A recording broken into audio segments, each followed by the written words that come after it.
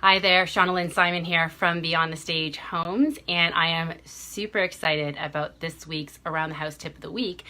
Not only am I going to show you how to make a bed, but I'm also going to be announcing following this who the winner of our Wayfair shopping spree is. For those of you who maybe weren't aware, this is a contest that we've been running since last fall, and this was in thanks to being voted as Waterloo Region's #1 choice for home stage and design services. Once again, it was our third year winning, which we're super stoked about. So we decided to thank our loyal clients by giving away a $500 shopping spree to anyone who qualified. So for those that have hired us for home stage and design services this year, if they qualified, they were entered into the draw, and we drew the name earlier today, and I'm excited that I'm going to get a chance to announce the winner. So these tips that I'm going to be showing you today, this winner will have the opportunity to implement them in their own home with our help and Wayfair. So to get started though, I want to talk to you a little bit about how to make a bed, because this is something that I get a lot of questions about, and I will say that as a teenager, the last thing I ever wanted to do was make my bed. However, as an adult, I find that I spend a whole lot of time making beds. So I get a lot of questions about what's right, what's wrong. The fact of the matter is, when you are living in your home, you want to have something that is comfortable for you, that you can easily do each day. But that said, you also want it to look as functional and pretty as it possibly can. One of the #1 things I will say is that if you make your bed before you go to bed, if you make your bed in the morning each day, when you go to bed each evening, it is so much more comfortable to get into a well-made bed. So I do recommend resetting it on a daily basis. It's just that little piece of comfort that you get from it. So obviously I've got things a little bit started with this bed here, but one thing that I wanted to show you is right here. So when it comes to making your bed, if you want to do what we call a fold back, I'm going to show you in just a moment how to do a fold back, but if you want to do a fold back, you actually need to put your top sheet on upside down, because that way when you fold it, you're going to have the nice smooth part on top. So you can obviously make your bed without doing the fold back, but a fold back is actually quite simple to do, especially if you have a bed that is centered in the room, that you can easily walk around both sides. As you can see, unfortunately, this one is not set up that way, but nonetheless, we're going to make this work. Okay, so it's really quite simple. I love the invention of duvets because I find that they fall very nicely on the bed without requiring a whole lot of mussing and fussing to get them to sit properly. If you have a coverlet instead of, like a quilt instead of a duvet, you will need to do a little bit more fussing with it, because any imperfections, if it's not straight along the edge here, you will notice it that much more with a coverlet. So that said, when it comes to my duvet, it will sit on here quite nicely. So now let me just get this last little corner here. Okay, so when it comes to the fold back, what I actually recommend doing is actually having your duvet only come up to not quite to the top of the bed. So I've got about 1.5 feet or so from the headboard here. Now you can have it pulled up further, but what's going to happen is when I do my fold back, I'm going to need to fold this back a little bit as well. So I recommend having your comforter start a little bit lower, like I said, about 1 to 1.5 feet or so away from the headboard to start off. That way, when you pull back your sheet, it will rest very nicely along the comforter. Now, what some people will like to do is they do still want to fold back a little bit of this duvet, then fold back their sheet, and then they can have a little bit of a layered look. Okay, now I suggest doing this if you have a patterned duvet. With a solid duvet, you won't get the right effect from it, but a patterned duvet, if you fold the duvet down a little bit and then have your sheet coming just about 3 inches or so from where the duvet folds back to, that'll add a nice broken up texture to the bed. Okay, so on that note though, I'm going to just do a simple fold back without folding back the duvet, just for simplicity's sake today. And then you want to make sure that you have a fairly even line all the way across the bed. And I think I'm mostly even there. Straighten it out just a little bit. Okay, so now it's pillow time. anyone who knows us home stagers, we absolutely love our pillows. This is kind of our favorite part. For anyone who asks, they always ask us, how many pillows do you have? I own more pillows than HomeSense does, I will admit.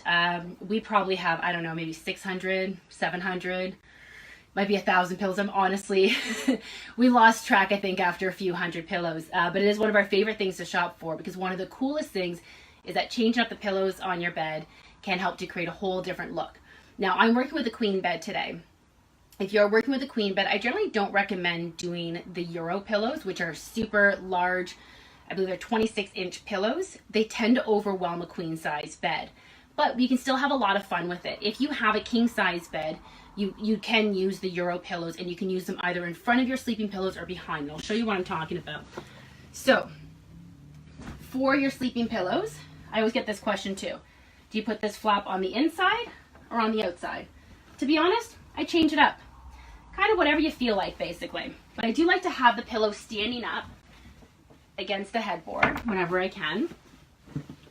And then, of course, your pillows will also, your duvet set should come with a couple of shams. You can put on a couple more pillows, and you can stand those up as well. So if you have the Euro pillows for a king size bed, you can either put them behind both of these pillows back here, or you can have them resting in front, because you'll have the height for it. However, because we're working with a queen bed, I'm not going to be working with Euro pillows. Now, let me grab some pillows for you. Hold on, don't go anywhere. I will be right back.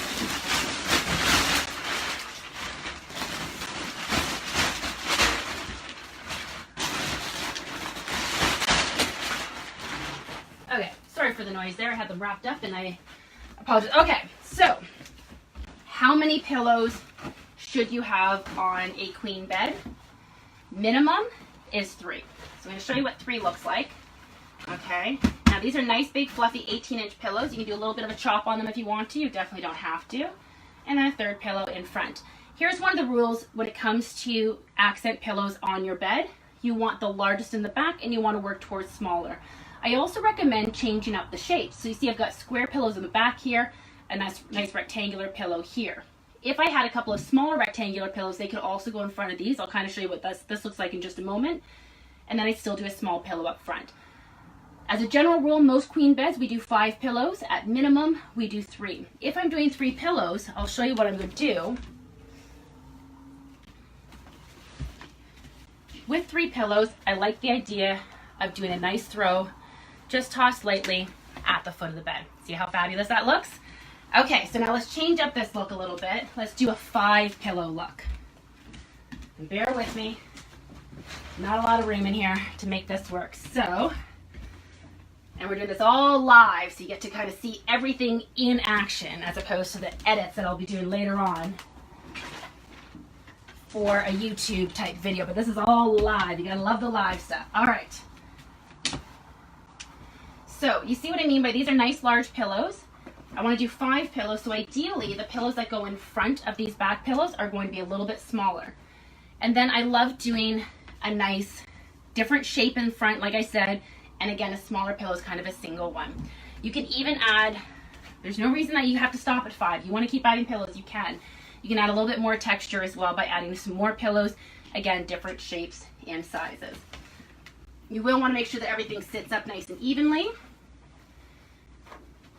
But realistically, when you're talking about kind of creating that luxurious hotel style type bed, your pillows will actually come almost halfway down the length of the bed.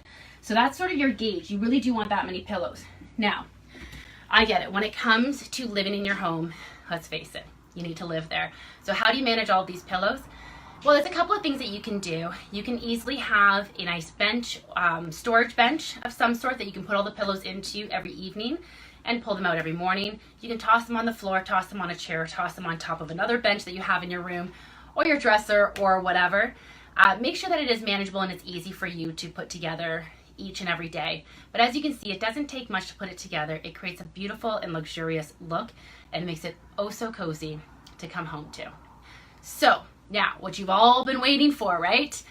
I want to announce the winner for this year's Wayfair contest, the Wayfair shopping spree. As I mentioned, this is $500, 500 Canadian dollars to spend on wayfair.ca. courtesy of Beyond the Stage Homes. And this is a thank you to our clients for being so incredibly loyal to us and helping to make us Waterloo Region's #1 choice for the 3rd year in a row last year. And don't worry, we're going to be coming at you for year number 4 very soon. So stay tuned for details on how you can vote for us once again for the Reader's Choice Awards for 2018 to give us our 4th year in a row as Waterloo Region's #1 choice. In the meantime, I want to thank each and every one of our clients that we have had not only over this past year, but over the past 10 years that we've been in business. We truly wouldn't be where we are today without the support and the loyalty of each and every one of you. Now, unfortunately, I only have one prize to give away, and we'll be notifying the winner directly later on today. But in the meantime, I wanted to first announce it here.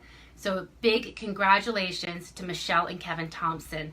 Thank you so much for trusting Beyond the Stage Homes with the sale of your house. We're so thrilled that we were able to help you out, and we look forward to helping you to secure some beautiful Wayfair items. So for anyone who didn't win, don't worry, stay tuned. If we end up getting voted #4 again this year, or #1 for the 4th time, I should say, this year, we will be sure to have something else up our sleeves to help to thank you once again. So thank you everyone for joining me today. And hopefully you got some great bedding tips, and I would love to see how you each make your beds. Please feel free to post a photo in the comments here. I would love to see what you guys are doing with your rooms. Thank you so much, and enjoy the rest of your day. Bye.